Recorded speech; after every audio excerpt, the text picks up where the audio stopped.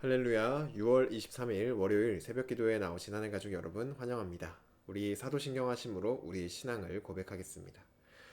전능하사 천지를 만드신 하나님 아버지를 내가 믿사오며 그 외아들 우리 주 예수 그리스도를 믿사오니 이는 성령으로 잉태하사 동정녀 마리아에게 나시고 본디오 빌라도에게 고난을 받으사 십자가에 못 박혀 죽으시고 장사한 지 사흘 만에 죽은 자 가운데서 다시 살아나시며 하늘에 오르사 전능하신 하나님 우편에 앉아 계시다가 저리로서 산자와 죽은 자를 심판하러 오시리라. 성령을 믿사오며 거룩한 공회와 성도가 서로 교통하는 것과 죄를 사하여 주시는 것과 몸이 다시 사는 것과 영원히 사는 것을 믿사옵나이다. 아멘. 우리 찬송가 323장 부름받아 나서니 몸 함께 찬양드리겠습니다. 찬송가 323장 부름받아 나서니 몸 함께 찬양드리겠습니다. 부름받아 나서니 몸 어디든지 가오리다. 괴로우나 즐거우나 주만 따라가오리니 어느 누가 막으리까. 죽음인들 막으리까. 어느 누가 막으리까. 죽음인들 막으리까. 아골골짝 빈들에도 복음 들고 가오리다.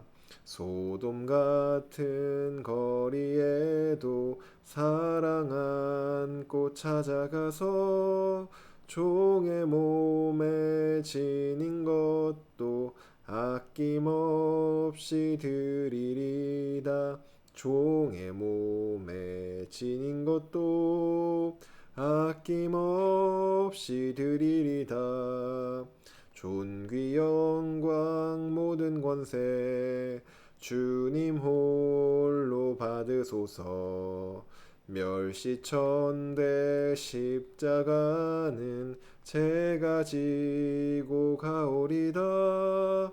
이름 없이 빛도 없이 감사하며 섬기리다. 이름 없이 빛도 없이 감사하며 섬기리다. 아멘. 오늘 우리에게 주신 하나님 말씀 역대상 23장 1절부터 32절까지 말씀입니다. 오늘 우리에게 주신 하나님 말씀 역대상 23장 1절에서 32절까지 말씀입니다. 제가 가지고 있는 성경 구약 성경 644쪽에 있습니다. 역대상 23장 1절에서 32절까지 말씀입니다. 다 찾으신 줄로 알고 오늘 우리에게 주시는 말씀 함께 합독하도록 하겠습니다. 1절입니다. 다윗이 나이가 많아 늙음에 아들 솔로몬을 이스라엘 왕으로 삼고 이스라엘 모든 방백과 제사장과 레위 사람을 모았더라.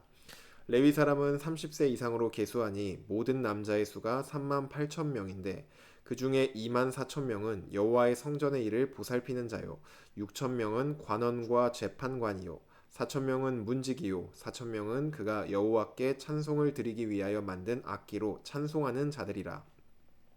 다윗이 레위의 아들들을 게르손과 그핫과 무라리에 따라 각 반으로 나누었더라.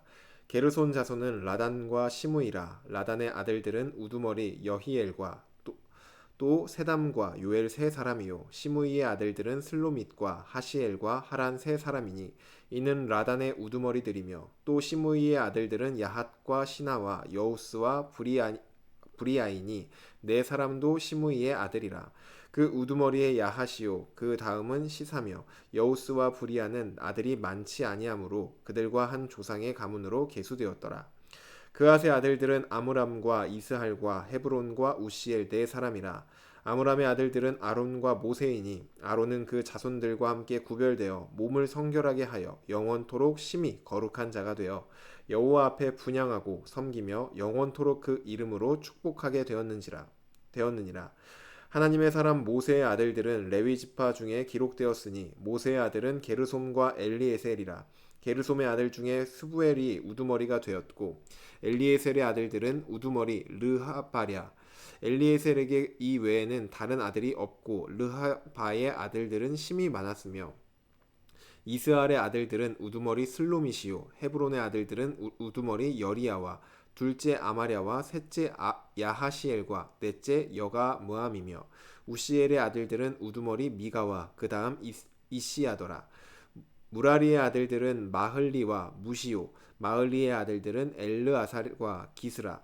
엘르아살이 아들이 없이 죽고 딸만 있더니 그의 형제 기스의 아들이 그에게 장가들었으며 무시의 아들들은 마흘리와 에델과 여레못 세 사람이더라. 이는 다 레위 자손이니 그 조상의 가문을 따라 계수된 이름이 기록되고 여호와의 성전에서 섬기는 일을 하는 20세 이상 된 우두머리들이라. 다윗이 이르기를 이스라엘 하나님 여호와께서 평강을 그의 백성에게 주시고 예루살렘에 영원히 거하시나니 레위 사람이 다시는 성막과 그 가운데에서 쓰는 모든 기구를 맬 필요가 없다 한지라. 다윗의 유언대로 레위 자손이 20세 이상으로 계수되었으니 그 직분은 아론의 자손을 도와 여호와의 성전과 뜰과 골방에서 섬기고 또 모든 성물을 정결하게 하는 일, 곧 하나님의 성전에서 섬기는 일과 또 진설병과 고운 가루의 소재물 곧 무교전병이나 과자를 굽는 것이나 반죽하는 것이나 또 모든 저울과 자를 맡고 아침과 저녁마다 서서 여호와께 감사하고 찬송하며 또 안식일과 초하루와 절기에 모든 번제를 여호와께 드리되 그가 명령하신 규례에 정한 수효대로 항상 여호와 앞에 드리며 또 회막의 직무와 성소의 직무와 그들의 형제 아론 자손의 직무를 지켜 여호와의 성전에서 수종을 드는 것이더라. 아멘. 기도드리겠습니다. 사랑의 하나님, 오늘도 하나님을 예배하며 이 아침을 맞이합니다. 주님, 우리의 인생의 목적이 오직 하나님께 있음을 고백하며 오늘도 우리 삶을 나의 뜻과 나의 생각대로 사는 것이 아니라 하나님을 예배하고 주님이 기뻐하시는 일을 하는 그러한 하루가 되기를 원합니다. 주여, 하나님을 예배하는 이 아침 가운데 우리를 만나주시고 우리에게 허락된 은혜와 복들을 허락하여 주시옵소서. 특별히 우리에게 하실 주님의 말씀을 기대하며 나아갑니다. 하나님 말씀하실 때 그 말씀 깨닫게 하여 주시고 오늘 우리에게 주어진 이 하루를 그 말씀대로 살아내어 하나님의 기쁨이 되며 또한 그것이 우리 안에도 기쁨이 되는 그러한 하루가 되게 주여 인도하여 주시옵소서. 감사드리며 예수님의 이름으로 기도드립니다. 아멘. 할렐루야. 오늘 우리 함께 읽은 역대상 23장 말씀으로 하나님 말씀 함께 나누고자 합니다. 네, 오늘 본문 1절을 보시면 다윗이 나이가 많아 늙었다 이렇게 말을 합니다. 그는 하나님이 주신 복과 은혜를 누리며 이제 충분한 삶을 살았습니다. 여러분들은 인생의 마지막 때, 지금 다윗은 인생의 마지막 때를 보내고 있는데 여러분들은 인생의 마지막 때를 어떻게 보내고 싶으신가요? 아마 각자 내 인생의 마지막은 좀 이렇게 보냈으면 좋겠다 이런 계획들이나 생각들을 해보신 적이 있으실 것입니다. 근데 오늘 본문의 다윗은 그 인생의 마지막 때를 어떻게 보내고 있냐면은 이제 마음 편히 쉴 수 있는 상황 속에서도 그는 하나님을 위한 일을 멈추지 않고 살아가고 있습니다. 우리가 알고 있는 것처럼 다윗은 하나님을 위한 성전을 짓겠다라고 선지자에게 말을 했었죠. 그리고 하나님께서는 그 성전을 다윗이 아니라 그의 아들이 짓게 될 것이다 라고 다윗에게 말씀하셨습니다. 다윗의 입장에서 한번 생각을 해보면 성전을 짓는 그 일은 이제 자신의 일이 아니라 아들의 일로 여겨질 수 있습니다. 하지만 그는 성전 건축, 하나님을 위한 그 성전 건축의 일을 남의 일로 여기지 않습니다. 어제 우리가 함께 읽진 않았지만 역대상 22장 말씀을 보시면은 다윗은 성전 건축에 필요한 모든 자재들을 다 준비해 놓았습니다. 그리고 성전 건축을 맡게 될 솔로몬과 또 지도자들에게 성전 건축의 사명 또한 전해 주었습니다. 그리고 오늘 우리가 함께 읽은 이 본문은 성전이 건축된 다음에 이 성전에서 예배를 드리기 위해 레위인들이 어떤 직무들을 맡아야 하는지 그러한 직무까지 편성하고 있는 것을 볼 수 있습니다. 먼저 1절부터 보시면은 다윗은 솔로몬을 이스라엘의 왕으로 삼습니다. 성전 건축은 자신의 때가 아니라 이 아들인 솔로몬의 때에 일어날 일이기 때문에 그에게 왕권을 이제 물려준 것이죠. 우리는 노년의 왕이 아들에게 왕권을 물려주는 것이 어떻게 보면 당연하다라고 생각될 수 있습니다. 하지만 이 권력을 포기한다는 것은 결코 쉬운 일이 아닙니다. 그럼에도 다윗은 이 성전을 짓는 일을 위하여, 즉 하나님을 위하여 자신의 왕권을 솔로몬에게 넘겨줍니다. 왜냐하면 그의 관심은 내가 더 왕권을 가지고 내가 이 권력을 더 누리고 내가 죽는 날까지 이 권력을 마음껏 누리고 죽겠다. 이런 것에 인생의 목적이 있는 것이 아니라 하나님을 위한 그 일에 이 다윗의 목적이 있었기 때문입니다. 그래서 자신이 왕권을 끝까지 붙잡고 있는 것이 아닌 솔로몬에게 왕권을 위임하는 것을 볼 수 있습니다. 이어서 2절부터 5절을 보시면은 성전 건축을 하기 이전, 그러니까 지금 이제 다윗이 살아있는 현재 시점에서 성막에서 하나님을 예배드릴 때 지금 현재 레위인들이 맡고 있는 직무가 무엇인지를 말해주고 있습니다. 3절을 보시면 레위 사람은 30세 이상들이 그 성막에서 봉사를 하였는데 그렇게 30세 이상으로 계수된 사람 숫자가 3만 8천 명이었습니다.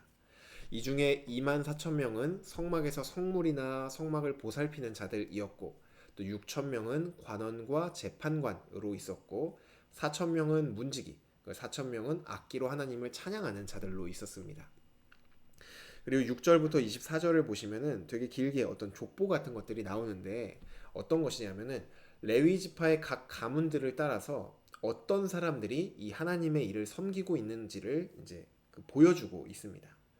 그리고 25절부터 32절에서는 성전이 이제 완공이 되었을 때, 성전이 건축되었을 때 성막에서 봉사하던 이 레위 지파 사람들이 이제 이 성전에서 어떻게 일을 해야 하는지 그 직무를 나누어 주고 있는 것을 볼 수 있습니다. 우선 30세 이상부터 일했던 이전과는 다르게 성전이 완성되고 나서는 20세 이상부터 성전에서 일을 하게 됩니다. 그리고 성전에서 섬기는 일은 자신이 하고 싶은 일을 하는 것이 아니라 질서와 그 가문에 따라서 맡은 바 역할을 감당하고 있는 것을 우리는 또 볼 수 있습니다. 다윗은 이처럼 성전 건축을 위해 필요한 그 자재들도 다 친히 다 준비를 하였고 그 다음에 성전이 건축된 다음에 성전에서 하는 일과 직무들 그리고 예배를 위한 것들도 다 미리 준비하고 있는 것을 볼 수 있습니다. 그래서 이런 구성으로 되어 있는 이 본문 속에서 우리가 묵상해 볼 수 있는 것이 있는데 무엇이냐면은 다윗은 자신의 목숨이 다하는 그날까지 지금 나이가 많아서 이제 죽음을 앞두고 있는 그러한 시점까지 오직 하나님께만 자신의 인생에 초점과 목적을 두었다는 것을 우리는 볼 수 있습니다. 처음 설교를 시작하면서 나눴던 것처럼 사람들은 인생의 말년에는 자신의 인생을 좀 정리해 보면서 이제 이 마무리를 나를 위해서 어떻게 살까 이런 고민과 이런 계획들을 세우는 것을 볼 수 있습니다. 하지만 이 다윗은 자신을 위한 삶으로 인생의 마지막 때를 보내지 않고 하나님을 위한 삶으로 그의 인생의 마지막 때를 지금 보내고 있습니다. 그는 한 나라의 왕이었지만 사실 자신도 이스라엘의 진정한 왕이신 하나님의 백성일 뿐이라는 것을 잘 알고 있었습니다. 그래서 그는 자신이 가지고 있는 이 왕권으로 내가 내 삶을 마지막까지 평안하게 살겠다. 그것이 아니라 진정한 왕이신 하나님의 백성으로서 자신의 인생을 왕이신 하나님을 위해 드리는 그러한 선택을 한 것이죠. 우리도 예수님을 믿음으로 예수님을 주님이라고 고백하는 사람들입니다. 그렇기 때문에 우리의 주인은 내가 아니라 우리의 주님이십니다. 우리 인생은 주님을 위한 인생이죠. 그렇기 때문에 우리가 젊고 나이가 많고 힘이 있고 힘이 없고 내가 물질이 많이 있고 물질이 없고 그런 것에 상관없이 우리는 우리의 주인이신 주님을 위하여 살아가야 합니다. 언젠가 담임 목사님께서 저에게 이런 질문을 하신 적이 있습니다. 나중에 이제 은퇴를 하게 되면 이제 목회자로서 은퇴를 하게 되면 무엇을 할 건가 이런 질문을 저에게 해주신 적이 있습니다. 저는 아직 그렇게 나이가 많지 않기 때문에 은퇴 이후의 삶을 생각해 본 적은 그 전까지는 딱히 없었던 것 같습니다. 그래서 그 자리에서 목사님께 전 은퇴한 다음에 이렇게 살겠습니다라고 대답은 하지 못했지만 목사님께서는 은퇴 이후에도 어떤 삶을 살겠냐라고 말씀을 해주셨는데 무슨 삶이었냐면은 내가 있는 자리에서, 그 목사님이 있는 그 자리에서 복음을 전하는 삶을 끝까지 살겠다라고 저에게 말씀해 주셨던 기억이 있습니다. 우리는 나이가 들어도 또 은퇴를 해도 여전히 그리스도인입니다. 우리가 나이가 든다고 해서, 우리가 은퇴를 한다고 해서 그리스도인이 끝나는 것이 아니죠. 나이가 들었다고 해서 하나님을 위한 그 삶을 멈출 필요가 없다는 겁니다. 우리는 기회가 되는 대로 주님을 위해 복음을 전하는 삶을 살기도 하고, 우리가 있는 그 자리에서 하나님이 기뻐하시는 그 일을 위해 사는 것, 그것이 그리스도인으로서 마땅히 살아가야 될 인생이죠. 그래서 오늘 이 말씀 앞에 한번 생각해 보시면 좋겠습니다. 나는 주님을 다시 만날 그날까지 주님을 위해 어떻게 살아가고 싶은가? 그리고 나는 어떻게 살아야 할까? 이러한 고민들을 한번 그동안 안 해보셨다면 해보시는 시간을 가지시면 좋을 것 같습니다. 이러한 생각을 해보는 시간이 필요한 것은, 우리가 그냥 나의 인생을 살 때만 해도 내 인생을 계획하고 이렇게 살아가듯이 주님을 위한 인생을 우리가 살아가야 하는 사람들이기 때문에, 어떻게 내가 주님을 위해서 살아갈 것인지를 한번 계획해 보고, 또 그 인생을 위해서 살아보기로 또 힘써 보기도 해야 하기 때문에 이런 시간들이 필요합니다. 나는 하나님을 위해 이러한 삶을 살 거야 라고 생각해 보신 것이 있을 수도 있습니다. 근데 우리가 좀 기억해야 될 것은 무엇이냐면은, 내가 꿈꾸는, 나는 하나님을 위해서 이런 삶을 살 거야 라고 그 꿈꾸는 모습은 하루아침에 이루어지지 않는다는 것입니다. 오늘 주어진 이 하루가 차곡차곡 모여야 비로소 우리가 꿈꾸는 그 하나님을 위한 삶이 완성된다는 것이죠. 오늘 주어진 하루를 내가 주님을 위해 살지도 않으면서 어느 날 갑자기 내가 주님을 위해 그렇게 살 거야 라는 일은 일어나기가 너무나도 어렵습니다. 그래서 오늘을 내가 주님을 위해서 살아가는 그 하루하루들이 쌓여서 마침내 우리가 꿈꾸는 그 주님을 위한 삶을 우리가 계속해서 살아갈 수 있게 되는 것이죠.